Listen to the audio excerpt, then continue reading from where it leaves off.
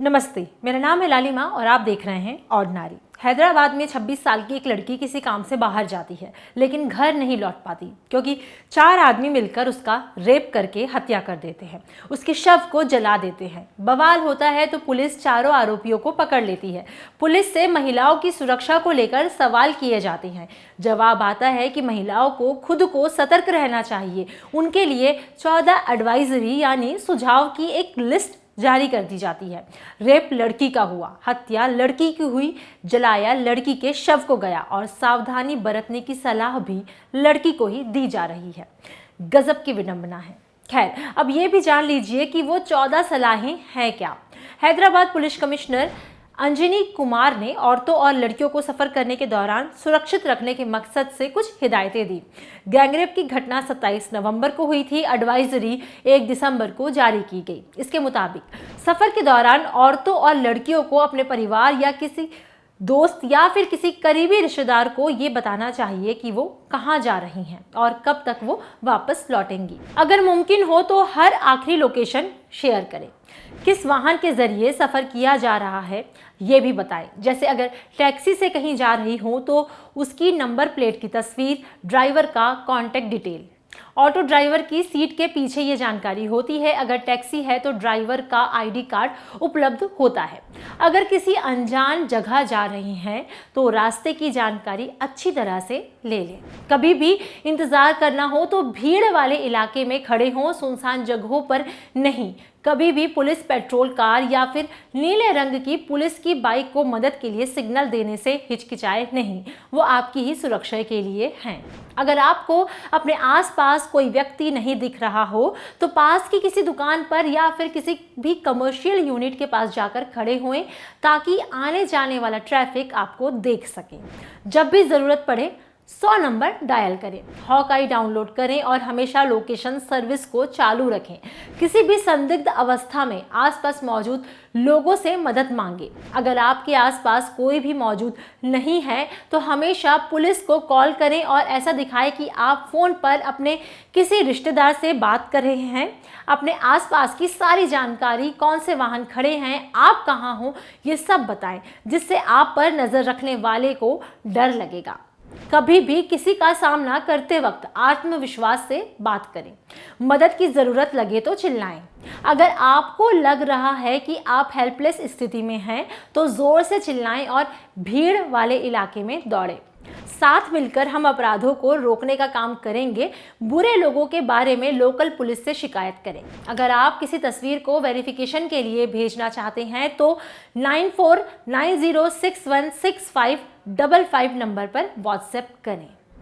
ये सब कुछ 14 सलाहें पुलिस ने जारी की महिलाओं के लिए। अब ज़रा इस एडवाइजरी का रिव्यू किया जाए। कहा गया है कि हर बार परिवार में किसी को बताकर ही बाहर जाए। ज़रा सोचिए कि कोई लड़की हैदराबाद सिटी में अकेली रहती है, उसके घर वाले किसी गांव में रहते हैं, उसे रात को 10 बजे बाहर जाना है, तो क्या वो घर पर ये बताए कि वो बाहर जा रही है और 12 बजे तक वापस आएगी? उसके घर वाले क्या उसे जाने देंगे? नहीं, बिल्कुल नहीं जाने देंगे। परमिशन ही नहीं मिलेगी, उल्टा बवाल हो जाएगा।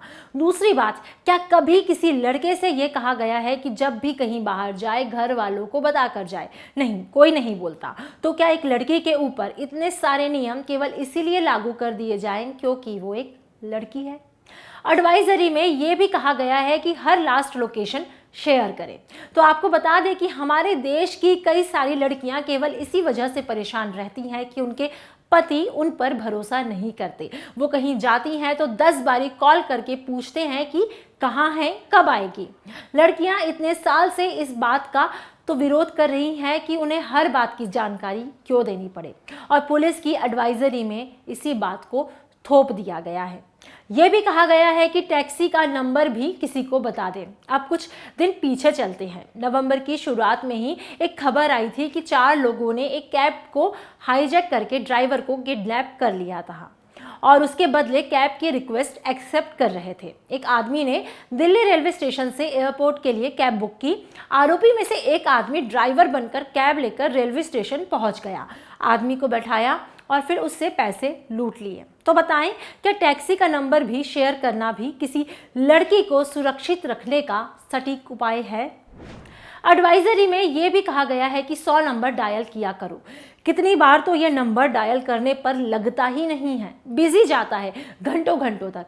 CNN न्यूज़ में एक कॉलर ने ये बात बताई थी। एडवाइजरी के अलावा भी कुछ सलाहें मार्केट में आई हैं। 1 दिसंबर के दिन ही तेलंगाना के CM के चंद्रशेखर राव यानी KCR ने भी एक सलाह दी थी। कहा था कि लड़कियों को नाइट ड्यूटी में नहीं रखा जाए। ये बात उन्होंने रोड ट्रांसपोर्ट कॉरपोरेशन यानी RTC के कर्मचारियों के साथ हुई मीटिंग में कही थी।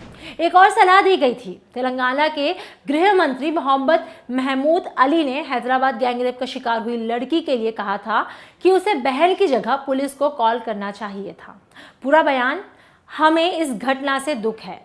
पुलिस चौकस है और क्राइम को कंट्रोल कर रही है, लेकिन ये बहुत बदकिस्मती की बात है कि उसने 100 नंबर पर कॉल करने के बजाय अपनी बहन को कॉल किया। अगर वो 100 में कॉल करती तो वो बच सकती थी। खैर, अब क्या ही कहें, इतनी सारी सलाहें दी जा रही हैं, वो भी ऐसे लोग सलाहें दे रहे हैं जिन पर महिलाओं की सुरक्षा की जिम्मेदारी है। इन सब हिदायतों को सुनकर और पढ़कर तो लग रहा है कि जैसे जैसे लोगों का गुस्सा बढ़ रहा है, जिम्मेदारों का कॉमन सेंस घट रहा है। क्या सोचना है? खैर, इस पूरे मामले में आपकी क्या राय है, आप हमें कमेंट सेक्शन में ज़रूर बताएं। अगर ये वीडियो आप फेसबुक पर देख रहे हैं तो हमारे फेसबुक पेज को लाइक करें। अगर इसे आप यूट्यूब पर देख रहे हैं तो हमारे यूट्यूब चैनल को सब्सक्राइब करें। साथ ही बेल आइकन भी क्लिक कर दें ताकि जब भी हम कोई नया वीडियो अपलोड करें तो उसका नोटिफिकेशन आप तक सबसे पहले पहुँचे।